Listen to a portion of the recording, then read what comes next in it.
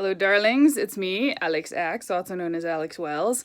And yet again, I'm talking to you from my exciting room in my exciting house instead of from a pickup truck because I got sent home from work early again. Like, it's not like a bad, a bad thing happened and I got sent home from work. It's like literally there just wasn't any work for me. And if there's no work for me to do, they're not going to pay me to sit around and not do anything. And the site I'm on, they were just like excavating today, which I don't need to sit there and watch them dig holes.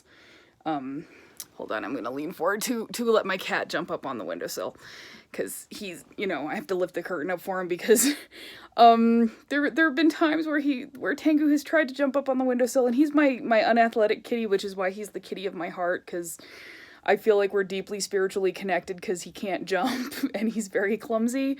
And there have been times he's tried to get up on the windowsill when the curtain is in the way where he just doesn't make it, and it's really sad. So anyway, yeah, so they're just like excavating at my site today, which I don't need to sit there and watch them dig a hole. I get to sit there and watch them fill the hole. Interestingly enough, so I came home after sitting in traffic forever because there was an accident on the highway. And then I just have been doing like some writing work today.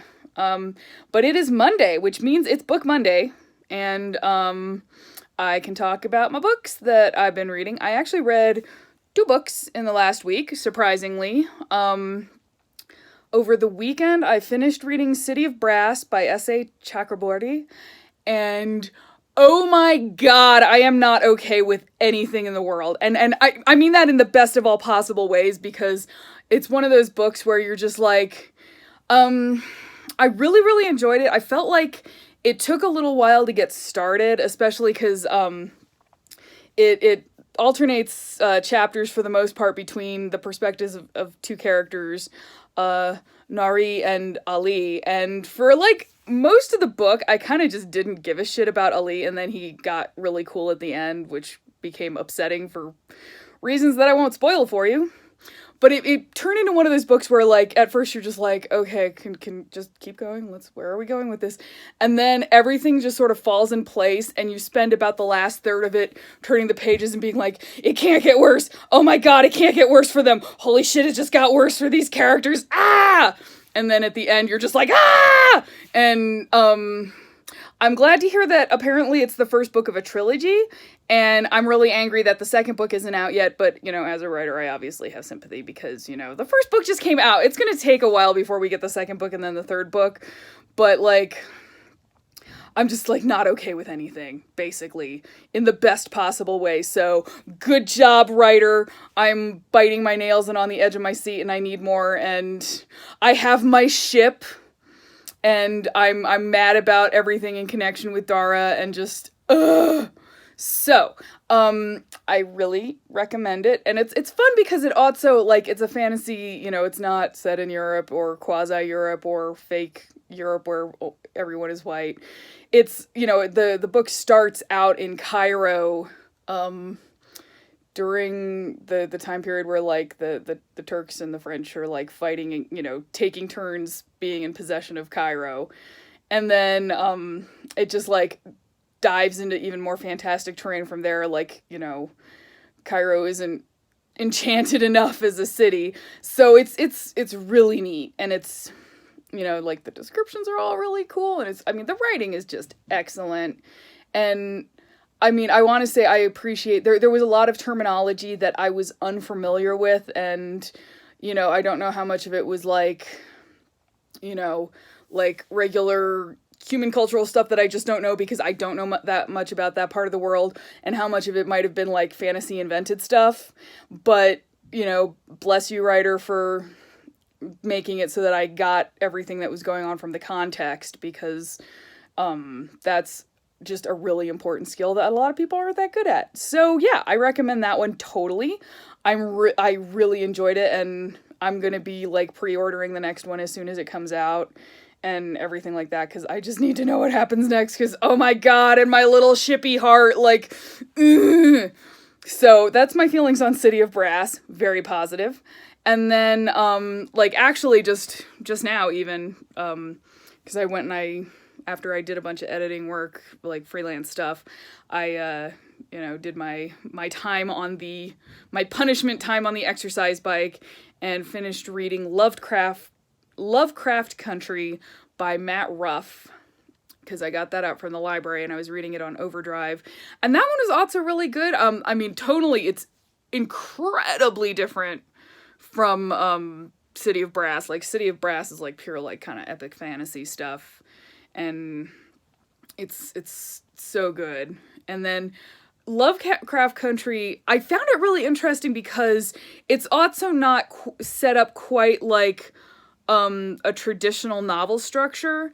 What it feels like is, at least until you get to the final chapter, is it's almost like a series of little novelettes, kind of length stuff about characters and events that are interconnected, but each one is its own discrete story. And then they all interconnect and add up to kind of like the big showdown that's at the end, which was very, very satisfying. And it's definitely got, it lives in the same sort of place as, I'm having a brain fart, Victor Laval's book that is not The Changeling, Tor.com novella that was, the Takeoff on Horror at Red Hook. Why am I brain farting this title? I'm so sorry, everyone. But anyway, it lives in the same place as that, where it's an engagement with very Lovecraftian mythology and with the inherent xenophobia and racism of Lovecraft, and drawing it in, particularly in this case, with like Jim Crow. And one thing that there's a lot of the history of Jim Crow history and all that, but one thing I really appreciated it was, like Victor Laval's, I'm so mad that I can't freaking remember the name. I'm gonna be so annoyed with myself. I'm so sorry, guys. Anyway, where it's like, interrogating that historical assumption that so many of us like to have when we only learn American history in high school, where it's like, oh, all the evil racist shit lived in the South. And it's like, no, this takes place primarily in Chicago, and then a big slice, like, there's a bit in Wisconsin and in Massachusetts, and it's like, no, it's super fucking racist there too during this time period, and it's really terrible. And then talk about like the Tulsa, the big, it wasn't right. It was like this big incident in Tulsa where white people killed a shitload of black people, and it was really bad. And I'll link that in the notes because I don't remember the formal name for it, if it was the Tulsa riots or something like that. But I mean, it's, so in that way, it is incredibly brutal, and all of the main characters, all the hero characters are basically a family, like an extended black family, and then there's one white guy that you just want to like stuff his head in a toilet and keep flushing until he stops kicking because he's so fucking obnoxious. And then there's like all the bad guys who are also super racist white dudes. And the conclusion is really, really, really satisfying. And I would say that also, like, this has, it touches on kind of like that dark place that Lovecraft has, but it definitely is not, I did not find it as brutal as Victor Laval's book. There was a lot of it that actually had kind of a very dark humor to it. And, so to me, it was more kind of like, darkish fantasy as opposed to like horror. So it was quite enjoyable. And, it definitely, like, it was very well put together. Like, all the parts fit together really nicely, and it had all these other literary allusions in it that were not necessarily directly related to Lovecraft. And so that one I also recommend. It was really, really good. And then I had From a Certain Point of View, which is the Star Wars book with all the short stories in it, on hold from the library, and that got checked out to me because it became available, which is how Overdrive works. Like, when you have something on hold, it just automatically gets checked out to you, and if you're not ready to read it, sucks to be you. So I picked out a couple of the short stories from that just to begin with, and I think I'm gonna have to like mix that in with reading longer stuff because I'm just not that much of a short story person. And already just with the ones at the beginning, I'm just really amused that it's basically,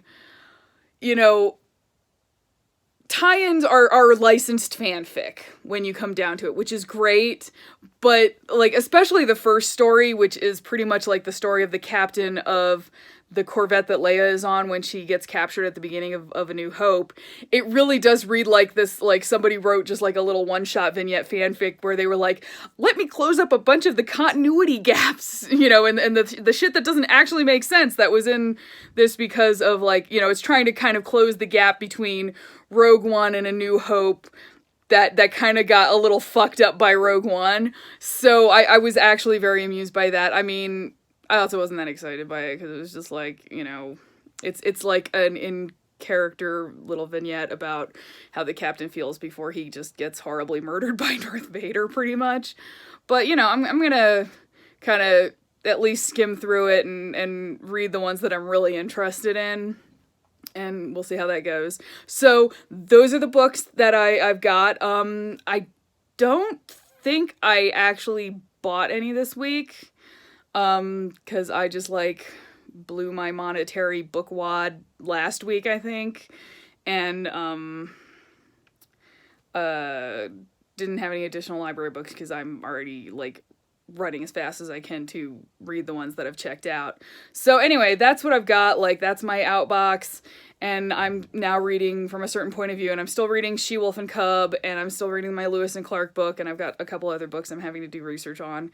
So that's where I'm at. So what are you reading? What have you finished? Was it good? Do you want to recommend it to me? Because I totally don't have enough books stacked up I need to read. And hopefully you had a good Monday. So I will talk to you later. Bye! Happy Book Monday.